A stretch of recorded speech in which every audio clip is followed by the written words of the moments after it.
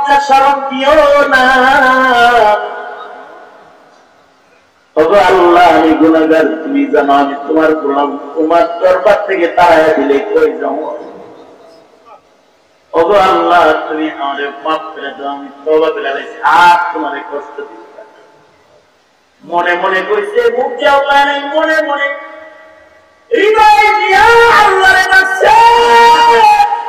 আসমানের মালিক আল্লাহ তাআলা ঝরঝর করে বৃষ্টির পানি ছেড়ে দিতে। কালিমুল্লাহ বলে, ও আল্লাহ, মোল্লা নাফরমানরা বাইরে হয়ে গেলে ব্যক্তিরা, কিন্তু মানুষগুলা সব আছে, কোন মানুষকে এখান থেকে বের হয়ে যাইতে দেখি নাই। তারপরেও দেখি ব্যাগ দিয়ে দিলা, কেমন কাম করে আমি মুসারে শর্মিন্দা করলা কেন? পয়গম্বর, শর্মিন্দা তোমারে করি নাই, আমার একটা বান্দার ইজ্জত আমি তোমার কাছে তার গুনাহকে প্রকাশ করে, তোমার উম্মতের কাছে তার পাপ প্রকাশ করে তাহলে শরম দেয়নি। যার কারণে বৃষ্টি বন্ধ করছিলাম, তার কারণে বৃষ্টি দিয়ে দিচ্ছি। আমার কথা হয়ে গেছে, ও আর কখনো আমার নাফরমানি করবে না। এই জন্য আজকে মজবার ভেতরে তারে শরম দেই নাই। আর ওর তওবার কারণে আমি আল্লাহ আজকে বারিশ বর্ষণ করেছি। এ হলো আল্লাহর সাথে বান্দার কথা।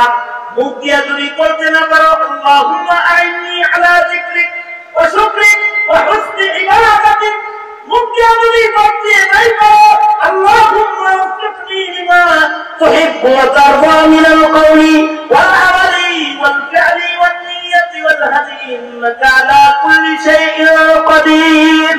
মুখে যদি বলতে না পারো, তাহলে দিলে দিলেও তোমার রাত দিলের খবর জাননেওয়ালা, তোমার আল্লাহ তোমার দিলের খবর জেনে তোমাকে দান করবে ওয়াদা দিছে। আল্লাহর কাছে চাইতে থাকা, কারণ আল্লাহ তৌফিক না দিলি আল্লাহর নাম লওয়া যায় না। আল্লাহ তৌফিক না দিলি ভালো নিয়ত করা যায় না। আল্লাহ তৌফিক না দিলি ভালো আমল করা যায় না। ওনার কাছে নির্দেশ আসা, বক্তব্য উল্টে সালাতুল ইস্তিসকা করতেছে, পয়গম্বর মুসা নামাজ পড়ে আল্লাহ বের দাও, আল্লাহ কয় দিলাম না। কি লাগে? কয় তোমার এই ইস্তিসকার জামাতে এমন এক শয়তান আছে যেটার উপরে আমি খুব নারাজ হতে চাই, এটা তো একাই। পয়গম্বর উঠে তাকায় তাকায় এলান করলেন, কে আমন্ত এই ঘটনার ভেতরে তুমি আছো? তোমার উপরে মহান আল্লাহর নারাজ। আল্লাহ বলেছে তোমাকে বেরিয়ে যেতে, তাহলে বৃষ্টি হবে। সাবধান, মনে রাখো আমি কালিমুল্লাহ, যদি নিজ ইচ্ছায় বের না হও তাহলে আল্লাহর সাথে কথা বলে তোমার নাম লইয়া কিন্তু বাইর করব।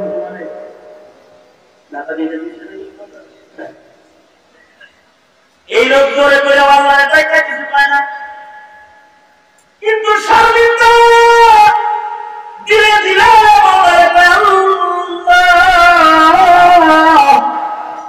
এই মাগবরা মানুষের সামনে লজ্জা শরম দিও না।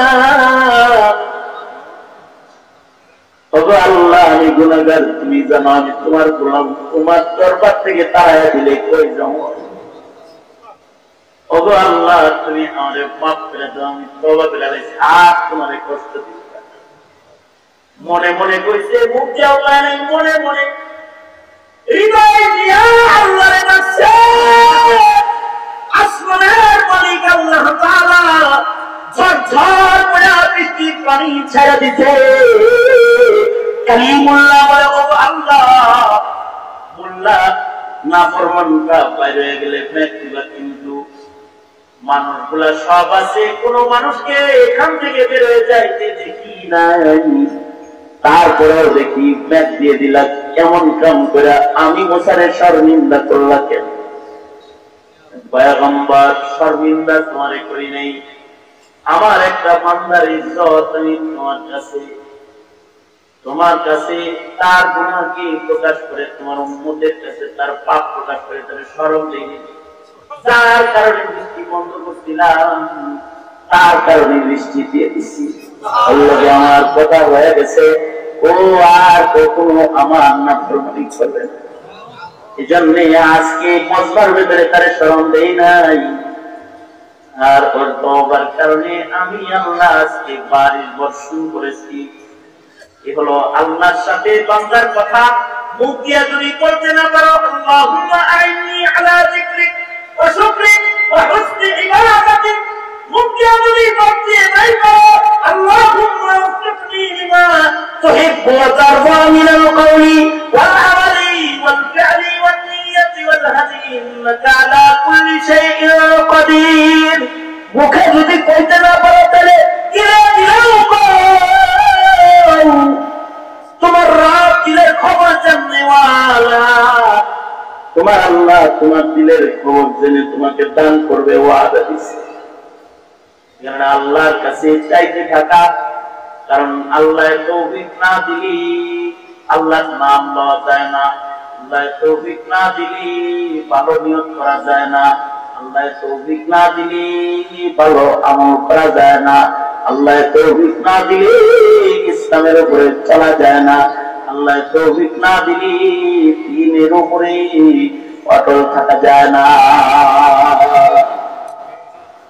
নবীর দিদার দিয়েও হয় না, আর আল্লাহ তৌফিক না দিলে দূর থেকেও হয়, আল্লাহ তৌফিক দিলে দূর থেকে হয়ে যায়, তৌফিক না দিলে সরাসরিও হয় না। এমন মানুষ আছে যারা এইখানে বসে বয়ান শুনছে, হেরা আসর করলেন, মাইক লাগাইছে কাছে করে হেঁটে এখানে কাম করেছে, হুজুরের চেহারা দেখছে, কিন্তু আল্লাহ তার দিলে কথা লাগাই দিচ্ছে, কাম হয়েছে।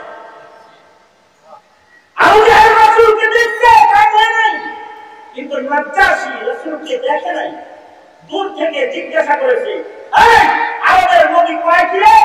আরবের নবী তাহারাতের কথা কয়, আমানতের কথা কয়, সাদাকাতের কথা কয়, ইবাদতের কথা কয়, তাওহীদের কথা কয়।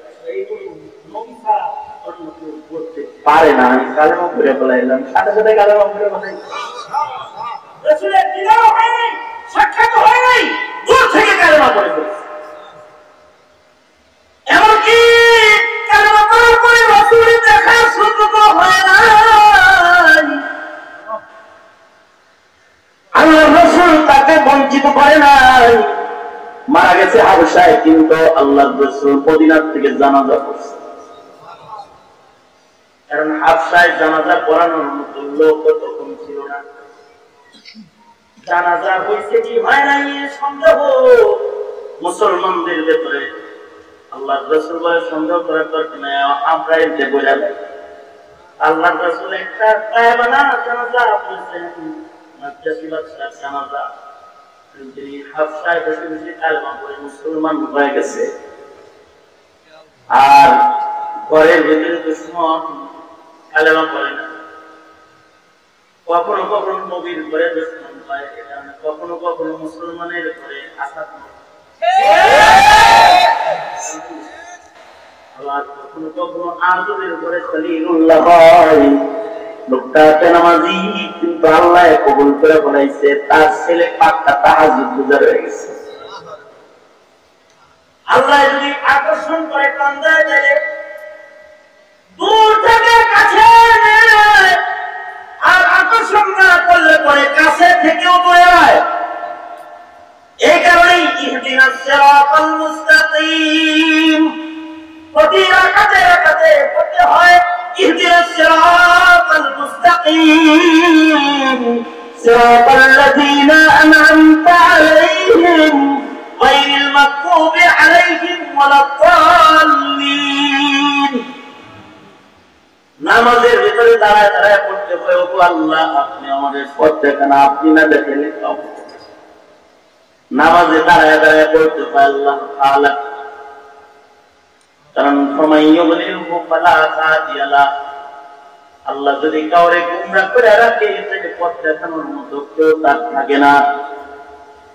আল্লাহ তাআলা যাকে পথ দেখায় তাকে গুমরাহ করার কেউ থাকে না।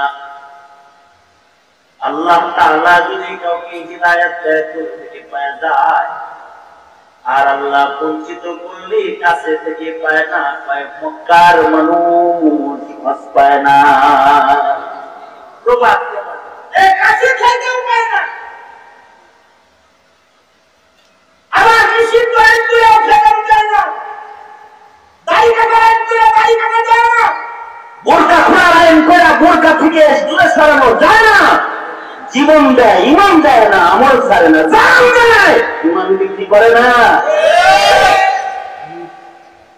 মক্কায় আইন কালেমা পড়তে পারে, মক্কায় আইন কালেমা পড়লে আইনগুলো পড়েছে কে? আইন যদি কালেমা পড়ি অত্যাচার করবো, ঘর বাড়ি চালিয়ে দেবো, আইনগুলো পড়ছে কে? আবু সুফিয়ান কোড দিয়েছে। আইন প্রণেতার ঘরে কালেমা পড়া উম্মে হাবিবা বলে লা ইলাহা ইল্লাল্লাহ মুহাম্মাদুর রাসূলুল্লাহ। একা একা কালেমা পড়ছে, স্বামী সুন্নাহ কালেমা পড়ছে। আবু সুফিয়ান বলে মক্কার প্রেসিডেন্ট, ইসলাম নির্যাতনের আইন করেছে, আর তার ভাই ইসলামের বাকি চালায় কে? আল্লাহ। যারা আওয়াজ করে বলেন কে চালায়? হাবিবা মুসলমান, স্বামীও মুসলমান। এবার স্বামী স্ত্রী দুইজনে পায়, বাবা যদি জানে আমরা কালেমা পড়ছি, জানে মেরে দেব, এটা কি করবো? স্বামী স্ত্রী দুইজনে মুক্তি করে পায়, চলো তো আমরা হাবশায় রাজপ্রাসাদ ছেড়ে দিব, যাযাবরের জীবন গ্রহণ করবো, বস্তিতে থাকবো, কিন্তু আল্লাহ ছাড়বো না। হযরত উম্মে হাবিবা নিজের স্বামী লইয়া রাতের অন্ধকারে হিজরত করে হাবশায় চলে গেছে। নাজ্জাশী বাদশা মুসলমান, আর আশ্রয় গ্রহণ করেছেন, যাযাবরের জীবন যাপন করতেছেন রাজ পরিবারের জন্মাইয়া। একবেলা খায়, দুই বেলা না খায় থাকে উম্মে হাবিবা, কিন্তু আল্লাহ থেকে দূরে রাখে না, নিজেরা আল্লাহ থেকে দূরে রাখে না। ইবাদত আর বন্দেগীর সাগরের ভিতরে ডুবে থাকে উম্মে হাবিবা। হযরত উম্মে হাবিবা বলেন, খায়া না খায়া দিনের উপরে বালু চলতেছিলাম, হঠাৎ করে একটা ঘূর্ণিঝড় আমার জীবনে এসে গেল। হযরত উম্মে হাবিবা স্বপ্নে দেখলেন যে ওনার স্বামীর চেহারা পরিবর্তন হয়ে গেছে। ভয় পেয়ে গেলেন, চেহারা পরিবর্তনের স্বপ্ন দেখলেন কেন? আল্লাহ কি কোনো ইশারা দিলনি? স্বামী আবার ধর্ম ছেড়ে দেয়। হযরত উম্মে হাবিবা বলেন, ঘটনা তাই ঘটল, স্বামী আমার খ্রিস্টান মেয়ের প্রেমে পড়া নিজে খ্রিস্টান হয়ে আমাকে ছেড়ে চলে গেল। খ্রিস্টান হয়ে গেছে, ধর্ম পরিবর্তন করে স্বামী খ্রিস্টান হয়ে গেছে। বাপ শাস্তি, মা শাস্তি, দেশ শাস্তি, জমিদার বংশ শাস্তি, যাযাবরের জীবন করছি, হাবশায় আসছে, বস্তির ভেতরে ছোট্ট করে ঘরে আল্লাহর গোলামি করতেছে। একমাত্র ছায়া, স্বামীর ছায়া, এটাও আল্লাহ তাআলা হয়ে গেছে। স্বামী খ্রিস্টান হয়ে গেছে। হযরত উম্মে হাবিবা বলেন, আমার উপরে এক পাহাড় চেপে বসেছি, কেমনে কাটবে আমার জীবন, কিভাবে কাটবে আমার সময়? হযরত উম্মে হাবিবা বলেন, এভাবেই সংকটের সময় যখন আমার কাটতেছে, হঠাৎ করে আমার সুখের দিন বেজে গেল। হঠাৎ করে দেখি আমার দরজায় রাষ্ট্রের পক্ষ থেকে বাদশার সংবাদ বাহক দাঁড়ায় রয়েছে। একটা দাসী একটা পয়গাম লইয়া আমার দরজায় দাঁড়ানো। হযরত উম্মে হাবিবা বলেন, দাসীরে আমি জিজ্ঞাসলাম, এই দাসী কই থেকে আসছো? দাসী কয়, নাজ্জাশী বাদশার পক্ষ থেকে আসছি, তুমি উম্মে হাবিবার কাছে একটা সুখবর তোমার কাছে লয়ে আইছি। জানো উম্মে হাবিবা, আমি কার পক্ষ থেকে তোমার জন্য বিয়ের প্রস্তাব লয়ে আসছি? তোমার কাছে বিয়ের প্রস্তাব পাঠাইছেন রাহমাতুল লিল আলামিন মুহাম্মাদুর রাসূলুল্লাহ সাল্লাল্লাহু আলাইহি ওয়াসাল্লাম। আল্লাহর রাসূল তোমার কাছে বিয়ের প্রস্তাব পাঠাইছেন, নাজ্জাশী বাদশার মাধ্যমে প্রস্তাব পাঠাইছেন। তুমি যদি কালেমা পড়ো তো বাদশা তোমাকে রাজকীয় সম্মানে মদিনায় পৌঁছায় দিবে। তুমি যদি বিয়ের প্রস্তাবে রাজি হও তাইলে তোমাকে মদিনায় পৌঁছাবে নাজ্জাশী বাদশা নিজে। তুমি কি রাজি? উম্মে হাবিবা বলেন, যার জন্য দেশ ছাড়লাম সে আমার ঘরে নেয়, রাজি হবো না তো কি? হযরত উম্মে হাবিবা বলেন, আমি জানি এই প্রস্তাবটা নবীর পক্ষ থেকে প্রস্তাব না, এই প্রস্তাবটা আমি যে মাওলারে পাওয়ার সব শাস্তি আমার আল্লাহ আমার উপরে খুশি হয়েছে। কারণ কোন পয়গম্বর আল্লাহর নির্দেশ তারা কিছু করে না। রাসূল যেহেতু প্রস্তাব পাঠাইছেন, এই প্রস্তাবটা রাসূলের পক্ষ থেকে নয়, এই প্রস্তাবটা স্বয়ং আল্লাহর ফয়সালা। আল্লাহ যদি কাছে কান্দে এইভাবে কান্দে, এই কারণে দোয়া করতে হবে, আল্লাহুম্মা আসলিফনি বিমা তুহিব্বু ওয়া তারদা মিনাল কওলি ওয়াল আমালি ওয়াল ফি'লি ওয়ান নিয়্যতি ওয়াল হাদি ইন্নাকা আলা কুল্লি শাইইন কাদির। আল্লাহুম্মা আইন্নি আলা যিকরিকা ওয়া শুকরিকা ওয়া হুসনি ইবাদাতিক। কারণ আল্লাহ তৌফিক না দিলে কোনো বান্দা যারা সে যারা একটা নেক কাজ করতে পারবে না। সুতরাং সারা জনম জনম সব নেক কাজে সাহায্য সহযোগিতা কামনা করবো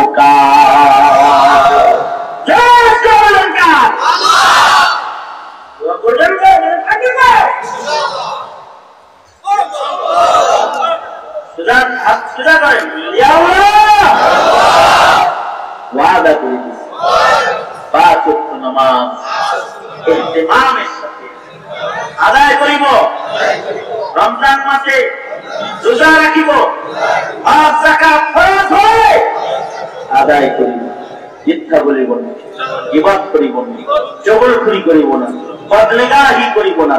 ইয়া আল্লাহ তৌফিক দান। চিল্লায়া জোরে বলেন আমিন। আমি আজকে বলবো, আপনারা জোরে করে বলবেন, জোরে আওয়াজ করে বলেন আমিন। আরো জোরে করে বলেন আমিন।